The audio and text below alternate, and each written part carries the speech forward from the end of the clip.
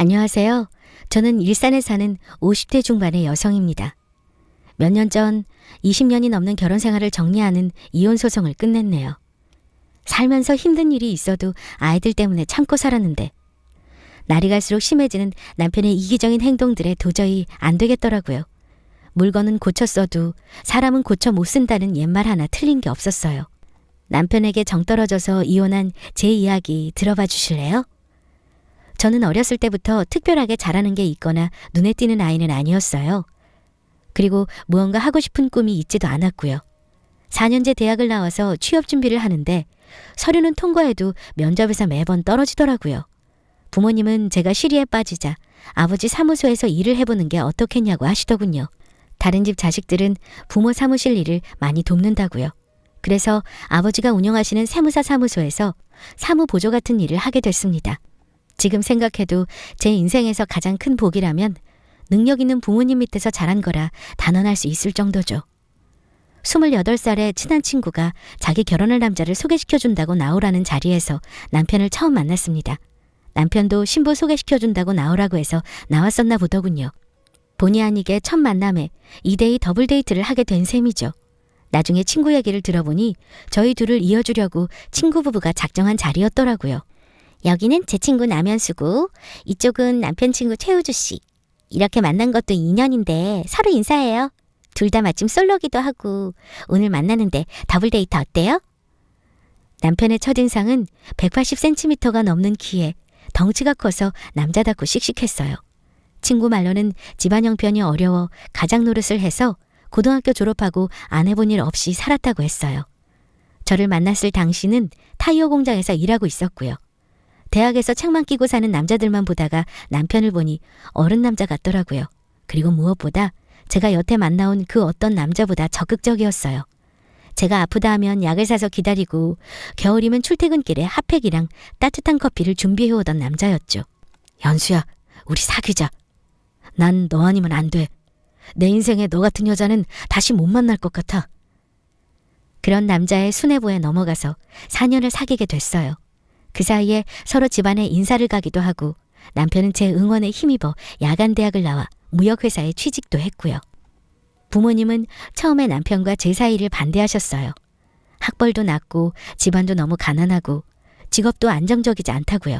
하지만 남편이 조금씩 노력하고 저와 꾸준히 만나는 모습을 보시고 결국에는 결혼까지 승낙해 주셨죠. 평소 자기 주장이 강하지 않은 제가 강하게 이 남자랑 결혼하고 싶다고 한 게 가장 큰 이유이기도 했고요. 결혼할 때 아무래도 가장 큰 문제가 신혼집이었는데 시어머니와 시동생이 살고 있는 시댁은 방이 2개밖에 없어서 살기 힘들었고 친정은 남편 직장과 거리가 멀었어요. 그러던 차에 아버지가 세무서를 퇴직하고 받으셨던 퇴직금을 선뜻 내주시며 신혼집을 마련해 주셨어요. 세무사 사무실도 이제 겨우 자리 잡아서 경영이 힘든 상황이었는데 하나밖에 없는 딸이 아무것도 없이 시작하는 건 도저히 못 보시겠다며 해주신 거였어요. 덕분에 없는 살림이었지만 신혼 때부터 돈을 아끼며 모을 수 있었네요. 결혼 2년 후에 첫 딸이 태어났고 친정아버지는 첫 손주를 안아본 기쁨도 잠시 60대 중반의 나이에 뇌졸중으로 돌아가셨어요. 너무나 갑작스런 죽음이었기에 작별 인사도 못하고 그렇게 허무하게 가시더라고요. 자연적으로 아버지 사무실은 문을 닫게 되었고 저도 일을 그만두게 되었죠. 무엇보다 남겨진 친정엄마가 걱정이 돼서 친정을 자주 가게 되었어요. 친정은 제가 사는 지역과 2-3시간 떨어져 있었지만 일주일에 3-4번은 갔었던 것 같아요. 문제는 남편이 결혼하고 연애 때와는 완전 다른 사람이 되었다는 데 있었어요. 예전 같았으면 저를 먼저 배려하고 생각해줄 사람이 제가 없으면 아무것도 못하는 사람이 되어 있었거든요. 가수 문주란 씨의 남자는 여자를 귀찮게 해라는 노래 가사말 토시 하나 안 틀리게 딱 남편 얘기였어요. 처음 연애할 때는 밤하늘의 별도 달도 다 따준다 할 정도로 씩씩하던 남자가 결혼하고 나니 아기가 된 것처럼 저한테 하나부터 10까지 다 해달라는 거예요. 아버지 장례 후에 한동안은 아무 소리 안 하더니 어느 순간부터는 아이도 생각하고 자기도 생각하라며 친정에도 자주 못 가게 했습니다. 여보, 이제 아빠 돌아가시고 49제 막 지냈어. 아직 엄마 혼자 두기가 내 맘이 불안해서 그래. 저번 주에는 한 번도 안 갔으니까 이번 주는 친정에 며칠 있다 온다고. 왜 못 가게 해? 당신 또 며칠 가 있으면 내 밥은 누가 해줘? 그리고 이번 주는 우리 엄마 생신도 있잖아. 꼭 가야겠어? 밥이랑 반찬은 해놓고 갈게. 어머님 생신날에는 시댁에 갈 거고. 자취생활도 몇 년 한 사람이 나 없으면 밥도 못 먹어? 아버지 살아생전에는 제가 아버지 일을 돕고 해서 잘 몰랐었는데 집안일만 하고 있으니까 남편의 요구사항이 점점 더 많아지더군요. 그나마 다행인 건 친정엄마가 아직 젊고 건강하시다는 거였죠. 엄마는 제가 친정에 자주 드나들자 내 걱정은 말라며 아이와 남편 더 챙기라고 하셨어요. 그러고 얼마 후 둘째 아들을 가지게 됐어요. 연년생 아이 둘을 키우다 보니 어떻게 시간이 지나는지도 모르게 흘러갔습니다. 어느덧 큰애가 중학교를 졸업하고 고등학교에 들어가게 되었어요. 저와 남편도 50대가 되었고 친정엄마와 시어머니도 70대 후반이 되셨고요. 여보, 결혼 19년 동안 진짜 한결같다. 이번 명절 때 어머님 용돈 100만 원 드렸더라? 그런데 우리 엄마한테는 30만 원 드리고 내가 매년 이 말을 꼭 해야겠어? 당신 어머니는 연금도 나오시고 장인어른이 주신 재산도 있으시잖아. 우리 집은 그런 게 어딨어? 차등을 둘 수밖에 없지. 그럼 차라리 나무리게 더 드리면 안 돼? 왜 매번 내가 알게 더 드리냐고. 어차피 당신 친정에 더 드릴 거 알고 있어. 그럼 된 거 아니야? 결혼 19년 동안 남편에 대해 몰랐던 점들 중에 가장 놀라웠던 건 시어머니에 대한 효심이 남다르다는 거였어요. 무슨 일만 있으면 우리 엄마가 최우선인 사람이었죠. 천만 다행이게도 시어머니가 합가하기 싫고 혼자 편하게 살겠다고 하셔서 따로 살았지, 아니었으면 꼼짝없이 시어머니와 살았을 거예요. 하루는 무화과가 맛있어 보이길래 친정엄마가 생각이 나서 가져다 드리러 갔습니다. 아빠가 돌아가시고 엄마는 지난 16년 동안 취미생활도 활발히 하시고 친구들과 모임이나 여행도 많이 다니시며 바쁘고 활기차게 보내셨어요. 저도 그 덕분에 많은 걱정을 덜고 살았죠. 하지만 최근 나이가 들어서인지 기력이 많이 약해지셨더라고요. 마음이 많이 쓰이는 시기였습니다. 엄마, 저 왔어요. 왔니? 어서 오렴. 밥은 먹었어? 응, 먹고 왔어요. 오늘따라 안색이 파리한데 어디 안 좋아요? 그냥 요즘 손발이 저리 타고 뻣뻣하긴 해. 침 맞으러 가야겠네, 우리 엄마. 엄마 좋아하시는 무화과 사왔어요. 무화과? 맛있겠구나. 아, 엄마! 무화과를 건네봤던 엄마가 갑자기 팔을 덜덜 떠시는 겁니다. 너무 깜짝 놀라 팔을 어루만지는데 엄마 말로는 팔다리가 떨리면서 뻣뻣해지는 증상이 최근 1, 2년 사이에 자주 있었다고 했어요. 아무리 봐도 예사롭지 않아서 근처 한의원을 모시고 갔습니다. 환자분 한쪽 팔만 그러세요? 아니면 양쪽 모두 떨리고 뻣뻣해지시나요? 양쪽 팔다리 다 그런 것 같아요. 보호자분, 아무래도 큰 병원에 가셔서 정밀검사를 받아보세요. 증세만으로 정확한 진단을 내리기는 어렵지만 뇌질환이나 퇴행성 질환으로 볼 수 있을 것 같습니다. 저희 병원에서도 나이 드신 환자분들 중에 비슷한 증상인 분들이 많으셨거든요. 그 길로 그쪽 분야에서 유명하다는 대학병원 전문의를 소개받고 진료 예약을 했습니다. 마침 취소된 예약이 있어서 한 달 안에 진료가 가능하더라고요. 검사 결과 엄마는 파킨슨병을 진단받으셨어요. 치매와 더불어 신경퇴행성 질환의 대표적인 병으로 65세 이상 노인들에게 주로 나타난다고 했습니다.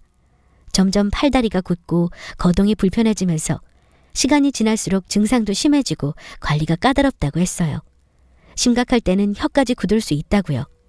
엄마는 초기를 넘어서 어느 정도 진행이 된 상태에서 병원에 왔다고 하더군요. 지금 보기에는 멀쩡해 보여도 재활치료나 약물치료를 하지 않으면 일상생활이 불가능할 정도로 급속도로 병이 진행된다고 했습니다. 치매가 같이 올 확률도 보통 사람보다 40%나 높고요. 엄마와 저는 충격적인 소식에 함께 엉엉 울었습니다. 엄마는 명이 닿을 때까지 내 육신 내 맘대로 운신하다가 편하게 죽고 싶었다며 이게 무슨 일이냐며 서럽게 우셨어요. 두 눈이 퉁퉁 붓도록 울고 나서 앞으로 어떻게 해야 할지 상의를 했습니다. 엄마는 외할머니가 돌아가시기 전에 치매기가 있으셨던 걸 기억하고 평소에 요양보험을 들어놓으셨다고 했어요. 치매나 몸을 스스로 활동할 수 없을 때 간병 자금이나 실손 보상 형태로 받을 수 있다고 했습니다. 혹시나 몰라서 젊었을 때부터 장기적으로 보험금을 납부하신 상태라고요. 무엇보다 자식이라고는 저 하나인데 제가 엄마를 모시는 게 맞다는 생각이 들었어요. 병원에 통원 치료도 다니셔야 하고 거동이 불편해지는 병이라서 여러모로 보호자가 필요해 보였죠. 일단 남편과 상의하기로 했습니다. 여보, 엄마 병원 검사 결과 파킨슨병이래. 뭐? 장모님이? 어쩌다가... 그래서 치료는 어떻게 하면 된대? 지금 초기 단계는 지나서 재활치료나 약물치료 적극적으로 하고 지금은 덜 하신데 앞으로 거동을 혼자 못 하실 수도 있어서 내가 옆에서 간호해야 할 것 같아. 그게 무슨 소리야? 당신이 어떻게 간병한다고 그래? 그럼 누가 해? 당신처럼 형제가 있는 것도 아니고 자식이라고 나 혼잔데 우리 집으로 모셔와야지. 뭐? 우리 집으로? 말도 안 돼. 당신 희주 이제 곧 고2 올라가고 무진이도 고1 된다고. 공부하는 애들 둘씩이나 있는데 이 집에서 어떻게 간병해? 애들도 공부 안 될 테고. 그럼 내가 친정에 가서 간병할게. 그건 괜찮지? 여보, 요새 전문 요양병원들 엄청 잘 돼 있는 곳 많아. 의사나 간호사들도 상주하고 있고. 그런 요양병원 알아보는 건 어때? 그게 무슨 말이야? 보호자가 있어야지 그런 곳에 엄마를 방치해두라고? 당신은 하나는 알고 둘은 모르네. 전문 요양병원 색안경 끼고 보지 마. 요새 시설도 최첨단이고 얼마나 체계적인데 알아보고 그런 소리를 해. 친정 얘기만 나오면 반대 의견부터 내는 남편을 알기에 처음에는 요양병원 얘기를 듣고 괘씸해서 저도 큰 소리로 말도 안 되는 소리 하지 말라고 했어요. 그런데 다음에 엄마를 만나러 갔더니 엄마도 파킨슨 전문 요양병원을 알아보셨더라고요. 마침 친정집에서도 멀지 않은 곳에서 1등급 요양병원이 있었습니다.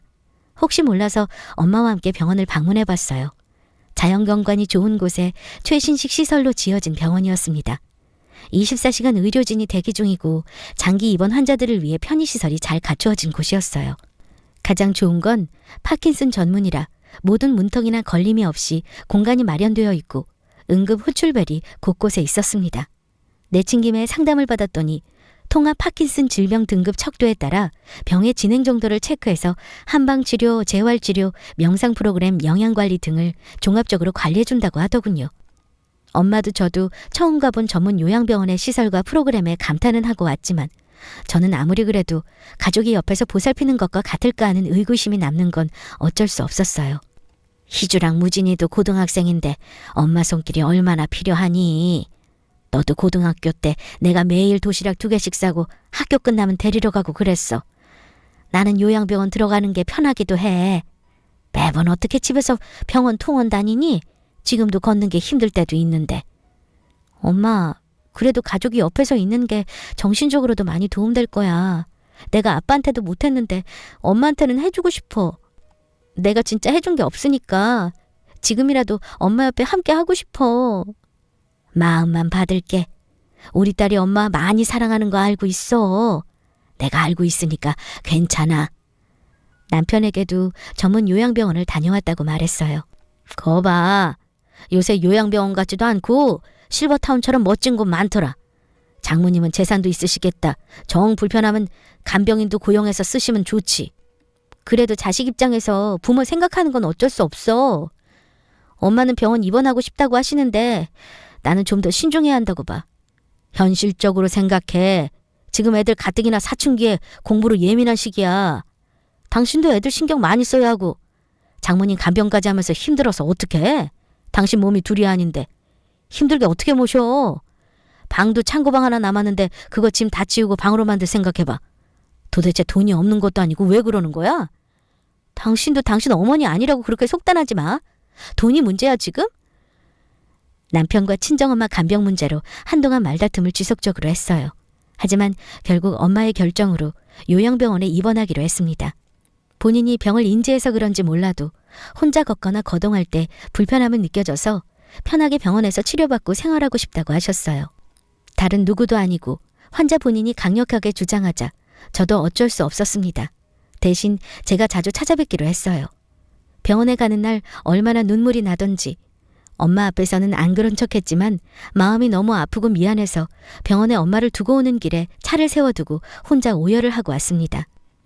엄마가 요양병원에 들어가서 집중적으로 치료를 한 지 1년이 넘고 아이들도 고3, 고2가 되었어요. 남편은 아직도 일주일에 한두 번 요양병원을 찾아가는 저를 나무랄 때가 많았습니다. 우리가 집으로 모셔서 간병하는 것보다 훨씬 체계적이고 전문적으로 관리받는 건데 무슨 유난을 떠냐고요. 엄마가 병원에 입원한 지 1년이 됐는데 딱 한 번 방문해놓고 사위라는 사람이 저런 소리를 하다니 말을 안 해서 그렇지 얼마나 섭섭하고 밉던지 이루 말할 수도 없었죠. 그러던 어느 날 남편이 사색이 돼서 집에 왔습니다. 당신 무슨 일 있어? 얼굴이 왜 그래? 엄마가 한쪽 무릎이 그렇게 안 좋으시다고 하시더니 무릎 인공관절 수술 받으셔야 한대. 무릎 수술? 관절염 심하시다더니 수술해야 한대? 관절 치환술인데 돈도 돈이지만 잘 견디실지 모르겠어. 연세가 있으셔서. 그래도 수술해야 하면 하는 게 맞지.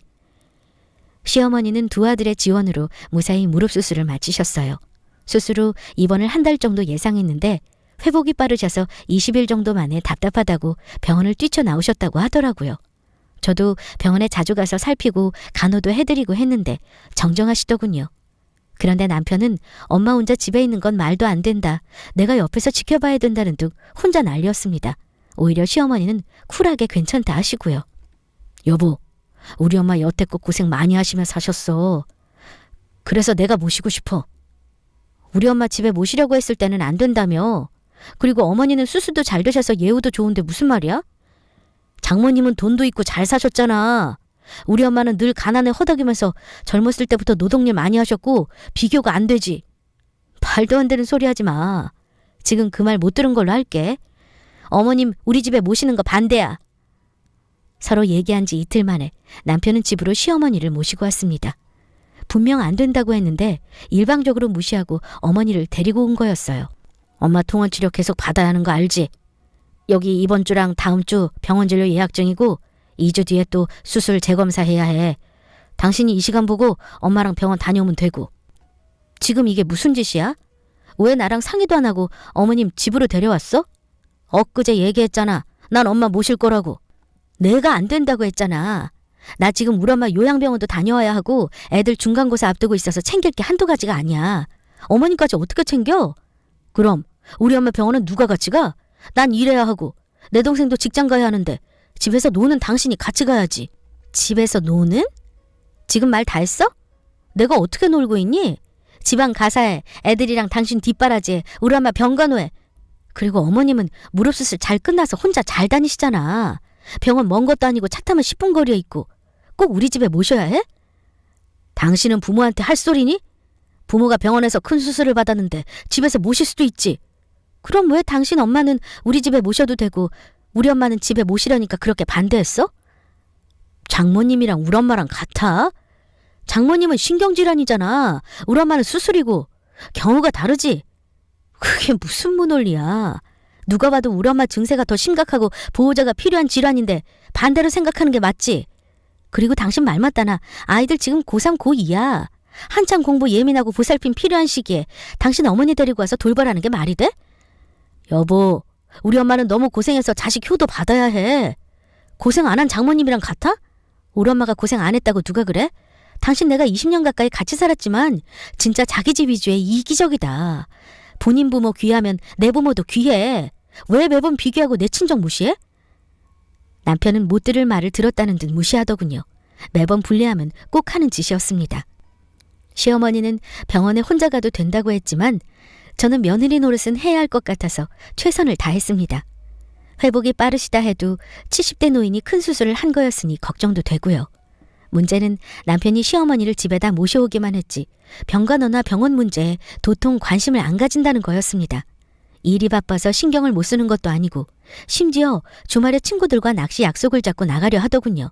저는 시어머니 병원 진료 때문에 친정엄마 요양병원을 2주간 못 갔다고 꼭 가야 하니까 이번 주말은 약속 가지 말고 남편에게 무릎 재활치료에 같이 가라고 했습니다. 그랬더니 말 같지도 않은 소리 그만하라며 저보고 요양병원 갈 생각 꿈에도 하지 말라더군요. 자기 할 말만 마치고 저를 무시하는 남편을 보고 나도 똑같이 무시해주마 싶었어요. 주말 결국 남편은 낚시 약속을 갖고 저는 재활치료니까 이번에는 혼자 다녀오시라고 시어머니에게 양해를 구하고 친정엄마 요양병원에 다녀왔습니다. 오랜만에 병원에 갔더니 엄마가 얼마나 반가워하시는지 활짝 웃으시며 좋아하시는 모습에 저를 많이 기다리신 게 눈에 보였어요. 1년이 넘는 시간을 요양병원에 있으셔서 주변에 친해진 친구분들도 꽤 있으시더라고요. 가을맞이 음악회를 한다고 오카리나라는 악기도 배웠다며 보여주셨어요. 음악회 꼭 보러 오겠다고 약속하고 집에 도착하니 늦은 저녁이었죠. 모두 자기 방에 있는지 거실에는 남편 혼자 소파에 앉아있더군요. 당신 지금 어디 갔다 와? 엄마 요양병원 다녀온다 했잖아. 당신 내 말 무시해? 내가 거기 가지 말고 우리 엄마 재활치료 다녀오라고 했지. 그렇게 어머님 일이 중하면 당신이 약속 같은 거 안 가고 같이 가야 하는 거 아니야? 당신 부모 일인데 내 말 무시한 건 당신이잖아. 시집 왔으면 시부모도 부모야. 자식 노릇해야지. 내가 시집 와서 자식 노릇 못한 게 뭐가 있는데? 언제나 일 핑계 약속 핑계 대고 말만 효도하는 당신 대신 내가 자식 노릇했어. 말 한 번 잘했다. 그럼 장가 왔으면 장모도 부모야. 너는 자식 노릇했니? 나는 남자니까 다르지. 어떻게 다 큰 딸도 있는 남자가 그런 구시대적인 말을 하고 싶니? 우리 딸이 당신 같은 남자 만났다고 생각해봐. 진짜 끔찍스럽다. 헛소리 그만하고 한동안 요양병원 가는 거 금지야. 우리 집안일에 신경 써. 금지 같은 소리하고 있네. 아주 독재자 납셨네. 히틀러나 푸틴 욕할 필요가 없어. 우리 집안일? 우리 엄마 일은 집안일 아니야? 줄가 외인인데 친정일에서는 벗어나야지. 20년 됐으면서 아직도 그걸 몰라? 내가 가만히 참고 있으니 끝도 없네. 당신이 말하는 집안일도 아닌 그 친정 도움 덕분에 우리가 여기까지 온 거야. 부모라고 그렇게 해주는 게 당연하다고 생각해? 어떻게 그런 은혜를 감사할 줄 몰라? 내가 언제 결혼할 때 집 해달라고 했어? 장인 어른이랑 장모님도 그러는 거 아니야. 당신이 잘나면 얼마나 잘났다고 내 딸보다 학력도 별로고 재산도 없다고 부족하다고 그럴 수가 있어? 누가 가난하고 싶어서 가난하나? 결혼 전부터 내가 그런 소리 듣는 게 얼마나 비참했는 줄 알아? 집 하나 해줬다고 얼마나 생색은. 누가 보면 한 재산 해준 줄 알겠네. 당신 지금 선 넘었어. 그럼 그 생색 낸 집에서 당장 나가. 짐 싸줄 테니까. 내가 왜? 네가 나가. 오늘도 그래. 우리 엄마 버리고 너네 엄마만 홀랑 챙기고. 당신 진짜 나쁜 년이야. 알고 있어? 난 내 부모한테 자식 노릇하러 간 거지만 넌 너희 엄마 버리고 놀러 갔잖아. 네가 더 못돼 먹은 놈이지. 누구 보고 나쁜 년이래? 어머니 모시고 나가. 그리고 이혼 준비하는 게 좋을 거야. 누구 맘대로 이혼이야? 둘이서 큰 소리로 싸우는 소리를 들었는지 아이들 둘이 2층에서 내려와 저희 부부를 빤히 바라보고 있었어요. 시어머니도 잠에서 깨셔서 들었는지 내가 오래 살아서 별꼴을 다 본다며 남편에게 짐 챙겨서 집으로 간다 하시고요. 남편은 자식들이랑 시어머니 얼굴 보기 민망했는지 얼굴이 시뻘개져서 집을 나갔어요. 평소 같았으면 모두에게 사과하고 마무리를 지으려 했겠지만 남편이 친정부모님 고마움도 모르고 도리어 20년간 열등감을 가지고 찌질하게 굴었다고 생각하니 분노가 올라왔어요. 여태껏 친정 얘기를 하면 뭐든 반대만 하고 챙기지도 않던 행동들이 이제야 이해가 가더군요. 원래 이기적인 인간인 걸 알았지만 도저히 못 참겠다 싶었죠. 저와 대판 싸우고 나서 다음날 남편과 시어머니는 짐을 싸서 시댁으로 갔어요. 일부러 들으라는 듯이 문을 쾅쾅 닫고 유난을 떨며 짐을 옮기는 모습이 유치하게만 보였습니다. 그렇게 남편이 집을 나간 지 닷새가 지났을 무렵 딸이랑 아들이 집안 물품이랑 냉장고 반찬을 챙겨나가는 걸 봤어요. 희주 무진이 물건 내려놓고 이리 와. 어디 가는 거야? 아빠가 가져오라고. 야, 비밀로 하기로 했잖아. 보아하니 남편이 덜 가져간 자기 물건이랑 집 반찬을 들고 오라고 한 것 같았어요. 남편은 입맛이 까다로워서 밖에 나가서도 음식을 잘 안 먹는 사람이었거든요.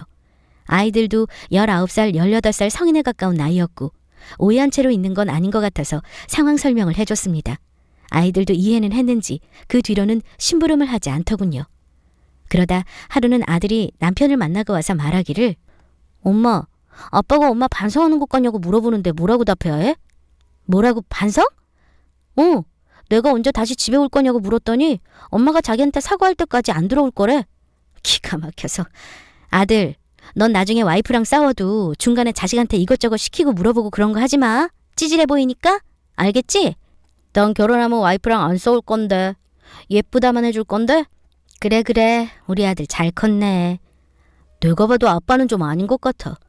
나도 집 가출은 안 하는데. 누나는 아빠 연락 오면 안 받는다고 했어. 아이들은 아마도 남편이 저와 싸우고 삐져서 가출을 했다고 생각하는 모양이었어요. 아무리 그래도 다 큰 어른이 제가 혹시나 잘못했다고 빌고 들어오라고 할 거라 기대를 하다니요. 남편이 김칫국을 혼자 다 마시는 모습을 보니 더더욱 용서해줄 마음이 사라지는 기분이더군요. 끝까지 나는 잘못한 거 없고 너가 틀렸다 소리치는 것 같았어요. 아이들 시험 기간도 있었고 남편과 싸우고 하면서 2주 만에 요양병원을 찾았습니다. 친정엄마는 새로 처방받은 약이 안 맞아서인지 얼굴이 반쪽이 되어 있었어요. 행동 능력도 많이 저하가 돼서 몸을 못 가누시고 비틀거리시더라고요. 걸음걸이 보폭도 좁아져서 혼자 움직이는 게 어려워 보이기도 했어요. 짧은 시간 만에 생각보다 병이 많이 진전된 모습을 보니 이러다 진짜 엄마가 돌아가시면 어떡하나 덜컥 겁이 났어요. 시집가서 남편 반대와 살기 바쁘다는 핑계로 한 번도 제대로 된 자식 노릇을 해본 적이 없다는 마음이 드니 정말 미안하더라고요. 도저히 더는 안 되겠다 싶어 엄마를 모시고 집으로 왔어요. 처음에는 병원에 계속 계시겠다고 하는 걸 제가 돌보게 해달라 눈물로 호소하니 어렵게 함께 가자 하시더군요. 아이들도 1년 넘게 외할머니를 못 보다가 오랜만에 보니 병세가 심각해 보였나 봐요. 진짜 엄마 말대로 외할머니가 할머니보다 더 심각하게 아파 보인다고 했어요. 그래서 아이들에게도 외할머니가 앞으로 우리와 함께 지낼 거라고 너희도 할머니 거동 불편한 거 보면 꼭 돕거나 저를 불러야 한다고 일렀죠. 집에 있어야 할 남편이 몇 주 동안 안 보이자 엄마는 왜 최서방이 보이질 않냐 물으셨어요. 저는 일단 요즘 일하는 곳이 시댁 근처라서 그쪽에 짐을 가져가 생활 중이라고 둘러댔어요. 안 그래도 몸도 안 좋은 엄마에게 친정을 하도 무시해서 이혼을 생각하고 있다고 말씀드리기는 어렵더라고요. 아이들을 보니 막상 이혼을 하는 게 마음에 걸리기도 해서 남편과의 관계는 한 번 더 생각해봐야겠다 싶었죠. 엄마가 저희 집에 오셔서 함께 지낸 지 2달 정도가 되었습니다. 가족들이 옆에 있고 통원 치료를 꾸준히 하는 게 확실히 효과가 더 있어 보였어요. 병원에서도 입원해 있을 때보다 경과가 더 좋다 하고요. 특히 손주들 애교에 제가 옆에 있으니 마음이 즐겁고 편안하다 하시더군요. 진작에 이렇게 모시고 간호를 했어야 하는 건데 이게 다 심보가 못된 남편놈 때문에 그런 것 같아 새삼 원망스러웠어요. 잠깐 장을 보러 갔다 온다 하고 아들에게 친정엄마를 부탁하고 외출을 했습니다. 2시간 안에 볼일을 보고 집에 들어왔는데 쥐죽은 듯 조용하더군요. 그런데 1층 엄마 방에서 대화하는 소리가 들렸어요. 장모님, 저희 엄마 일찍 혼자 되시고 시장 행상부터 안 해본 일 없이 고생하신 분이에요. 지금 한쪽 무릎 수술 후에 다른 무릎까지 수술하게 돼서 심각하면 못 걸으실 수도 있대요. 저 지금 집사람이 저희 엄마 집에서 안 모신다고 해서 싸워가지고 엄마 집에 가 있는 거예요. 최서방, 사돈 어르신이 그렇게 아프신지 내가 미처 몰랐네. 미안하네. 그러니까 한 번만 봐주세요. 저희 엄마한테 집사람 간병 꼭 필요해요. 장모님이 여기 계실 게 아니라 저희 엄마가 여기 있어야 한다고요. 몰랐어. 그랬구만. 미안하네. 내가 여기 있어서 민폐였구만. 장모님도 원래 있던 요양병원이 더 편하시죠? 여기는 갑갑하고요. 자연경관에 좋은 의료진 있는데 계속 계시는 게 치료에 훨씬 좋으실 거예요. 희주애미 오면 이 집 갑갑하다고 다시 요양병원으로 가겠다고 한 말씀만 해주세요. 네? 제가 방에 들어온지도 모르고 친정엄마에게 말도 안 되는 궤변을 늘어놓으며 사정사정하는 남편을 보니 천년의 정도 있다가 사라질 판이었어요. 시어머니가 많이 안 좋다는 말에 놀라셨는지 엄마는 창백한 얼굴로 어쩔 줄 몰라 하셨어요. 엄마가 얼굴이 안 좋아 보이던 말던 자기 할 말만 하면서 조정하려는 최악의 쓰레기를 이때까지 남편으로 생각하고 살았다니 20년간의 결혼 생활이 허송세월같이 느껴졌습니다. 엄마, 이 사람 얘기 더 이상 들을 필요 없어요. 제가 다시 말씀드릴 테니 편하게 쉬고 계세요. 놀라실 이유 전혀 없으니까. 남편은 제가 갑자기 뒤에서 불쑥 나와 말을 하자 혼비백산하는 모습이었는데 저는 아랑곳하지 않고 엄마 손을 토닥이며 안심시키고 남편을 끌고 방을 나왔어요. 주거 침입자 아니야? 난 우리 이혼 준비하고 있다고 생각했는데 내 집에는 웬일이야? 우리 엄마한테는 무슨 소설 같은 얘기를 꾸며대서 하는 거야. 안 그래도 심신안정이 제 일인데 환자 앞에서 무슨 짓이냐고? 내가 내 집인데 왜 못 와? 볼 일 있어서 왔다 왜? 소설? 너는 네 남편이나 시어머니가 어떻게 지내는지도 안 궁금하지? 저 혼자 잘 지내면 다 끝이지? 내가 왜 남의 일을 신경 써야 해? 이제 내 집안일 아닌데 굳이 알 필요 있나? 뭐? 남일? 안 본 사이에 아주 기고만장해졌네. 말 가려해. 누가 누구한테 화를 내는 거야? 지금 아픈 우리 엄마한테 반 협박하듯이 이 집에서 나가라고 한 짓 가스라이팅이야. 요새 그거 심각한 범죄인 거 알긴 아니? 그래 워낙 뉴스나 글을 안 읽으니까 무식해서 그런 사회 이슈를 알기나 하겠어? 이게 서방아기를 이렇게 우습게 알고 진짜 한 주먹거리도 안 되는 게. 남편이 저를 위협하며 나서자 아들이 나타나서 제재해줬습니다. 엄마 괜찮아? 아빠 무슨 짓이야 엄마한테. 너희 엄마가 선을 넘어서 말이지. 그래도 남자가 여자를 때리려고 하면 돼? 아빠 진짜 실망이다. 찌질함에 극치네. 너 이 녀석, 아빠한테 말버릇이 그게 뭐야? 엄마랑 같이 있더니 그새 안 좋은 것만 배워가지고 애들이 이렇게 된 것도 다 당신 때문이야. 나 혼자 애들 키웠니? 이상한 소리 하지 말고 당장 내 집에서 나가. 당신 아까 얘기 들었으면 알겠네. 우리 엄마 다른 한쪽 무릎 수술 하게 됐어. 그러니까 우리 엄마 간병 준비해. 시집와서 당신이 한 게 뭐가 있어? 이럴 때 자식 된 도리로 효도해야지. 개념이 없어 며느리라는 게. 그 말을 듣는데 친정엄마에게 이 집을 나가달라 하던 모습이 겹치며 분노가 폭발해서 이성을 차릴 수 없었어요. 당신이 아무리 이기적으로 굴어도 나는 우리 자식들 아빠니까 참고 넘어가려 했어. 내가 당신 가족 맞았어? 아니 파출부나 간병이냐? 어쩜 끝까지 너밖에 모르니? 어떻게 날 끝까지 부려먹으려고 해? 대한민국에 시집온 며느리들 중에 당신만 그러고 살아? 더한 시집살이도 많이 하고 살아. 부려먹다니 누구를 이상한 사람 취급해? 내가 20년 시집와서 어디 맘 편하게 명절 때 친정을 가봤니? 자식 노릇을 해봤니? 매번 시댁일에 시댁 식구들 대소사 다 챙겨가며 친정일은 항상 뒷전이었어. 우리 엄마 이제 언제 돌아가실지도 모르는 상황이라 내가 마지막으로 자식 노릇 하겠다는데 당신은 끝까지 본인 엄마만 중요하지? 당신이 아주 대단한 효자라 100번 양보한다 쳐. 20년간 말로만 효도한다고 소리쳤지. 당신이나 도련님이나 진짜 시어머님한테 자식 노릇은 했니? 병원비 좀 내고 용돈 드리는 거? 그거 생판 남도 할 수 있는 거 아니야? 어머니가 무슨 꽃 좋아하고 무슨 음식 좋아하시는 거 알아? 최근 가고 싶어 하신 여행지는? 모르지? 그러고도 본인이 잘난 효도를 한다고 생각해? 어머니랑 대화라고는 5분도 버거워하면서?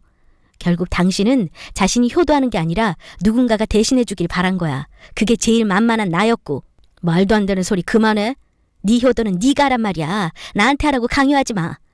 시집 와서부터 파출부 간병인 취급한 이기적인 너 따위와 더 이상 부부 안 해. 아니 못해. 네 엄마만 엄마냐고. 이혼하고 각자 모셔. 누가 이혼한다는 거야? 내 사전에 이혼은 절대 없어. 저는 이를 악물고 남편과 실랑이를 벌였습니다. 언제 집에 왔는지 야자를 마치고 돌아온 딸까지 아들과 함께 옆에서 말렸지만 180이 넘는 거구의 남편이 저를 자꾸 흔들며 밀치자 아무도 말릴 수 없었어요. 결국 저는 남편 때문에 넘어지며 왼쪽 손목이 부러졌습니다. 엄마, 어떡해. 아빠 도대체 무섭게 왜 이러는 거야? 남편은 화가 안 풀렸는지 쿵쿵거리며 집을 나갔고 그게 이혼 소송으로 만나기까지 마지막 모습이었습니다. 제가 배우자 폭행죄로 접근 금지 명령을 신청했었거든요. 아이들도 그날 사건의 심각성을 몸소 느끼고 그 뒤로 아빠를 피하는 눈치였고요. 남편의 겁으로 이혼 소송은 오래 걸렸지만 남편의 폭행으로 인한 상처, 화가 나서 부시고 간 집기 등이 증거가 되기도 하고 무엇보다 아이들이 고스란히 증인으로 보고 있었기에 소송에서는 결국 승소했습니다. 재산 분할에서는 제 명의로 된 집과 남편 명의로 된 집을 나누게 됐는데 일을 하면서 꽤 열심히 투자를 했는지 저보다 재산이 많더군요. 제가 가정에 기여한 정도를 인정받아서 6대4 분할 금액과 위자료로 3억 정도 되는 돈을 받았습니다. 제일 중요한 양육권에서는 아이들 둘 다 저를 선택해줘서 자녀 양육권을 제가 가지고 남편에게 양육비를 받게 되었죠. 그 거만하던 남편도 법적인 부분 앞에서는 어쩔 수 없더군요. 생각보다 자신한테 불리하게 돌아가는 상황을 못 견뎌하며 우리 가족을 자주 찾아왔습니다. 소송 취하를 해달라고요. 끝까지 본인이 무얼 잘못해서 이혼을 하고 접근 금지 명령을 받아야 하는지 이해를 못하더군요. 그래서 오히려 저는 미련 하나 없이 선을 지키며 법적으로 이혼을 잘 마무리할 수 있었어요. 이혼을 한 지 1년 정도 되고 나서 저는 처녀 시절에 사무보조를 했던 경력을 살려 파트타임으로 세무사 사무실에서 일하게 됐습니다. 상시 근무는 아니고 바쁜 시기에만 한시적으로 출근하는 일이었지만 경력 단절 후에 새로 시작한 일은 제 삶의 활력소가 되더군요. 엄마는 증세가 악화되어 보조기구가 없으면 보행이 안 되는 상태까지 갔다가 다행히 다시 혼자 운신할 수 있는 정도로는 쾌차를 하셨어요. 정기적으로 집에 간병인이 오셔서 도와주시기도 하시고요. 아마 요양병원에 계속 홀로 계셨다면 상태가 많이 안 좋았을 거라는 얘기도 들어서 하루빨리 집에 못 모신 부분은 죄송했지만 이제는 만족하는 상황이니 괜찮다 여기고 있어요. 큰딸은 대학교 2학년이 되어 독립해서 학교 기숙사에서 지내고 아들은 얼마 전 대학에 입학했습니다. 다행히 아이들이 부모의 이혼을 이해 못하는 나이가 아니었기에 생각보다 어려움이 적었다고 생각해요. 비록 가족 구성원의 한자리가 비어서 채워야 할 부분들이 많지만 다 시간이 해결해 줄 일일 테죠.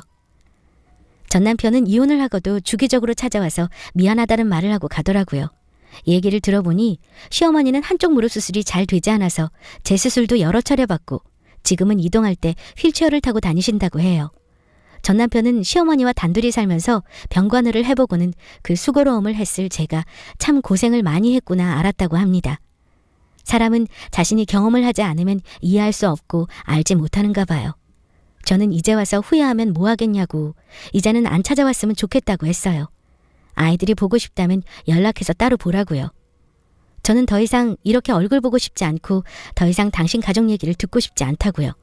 무슨 미련이 남아서 매번 저를 찾아와 넋두리를 하고 갔는지는 모르겠지만 20년을 최선을 다해 며느리로서 아내로서 보냈기에 저는 오히려 홀가분하네요. 제 얘기를 들어주신 여러분도 가족이라고 당연하게 여기지만 마시고 있을 때 잘 챙겨주세요.